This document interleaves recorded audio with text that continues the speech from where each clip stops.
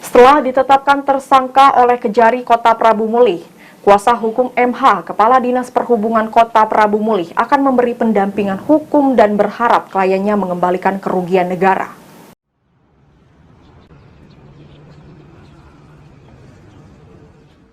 Kejari Kota Prabu Mulih telah melakukan penetapan tersangka kasus dugaan perjalanan dinas fiktif Dinas Perhubungan Kota Prabu Mulih. Satu tersangka yang sudah ditahan di Rutan Kelas 2B Prabu Mulih, yaitu Kadisub inisial MH. Mardiansyah, kuasa hukum tersangka MH, mengatakan pihaknya mencoba berusaha mendampingi MH untuk kelancaran proses tindak pidana yang ditujukan kepada MH, yakni Pasal 2 dan Pasal 3 Undang-Undang Tipikor. Untuk nilai kerugian yang disangkakan, kuasa hukum MH mengaku masih dilakukan audit karena proses perhitungan masih berjalan, dan kemungkinan 2 hari ke depan sudah bisa didapat. Menurutnya dari situlah upaya-upaya akan dilakukan termasuk pengembalian kerugian negara oleh tersangka secara penuh. Sementara masih dihitung oleh tim audit ya saat ini, karena proses penghitungan masih berjalan.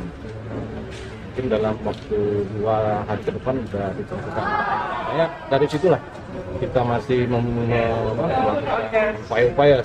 Mungkin nanti pihak dari tersangka tadi mau mengembalikan secara penuh, itu kita harapkan juga.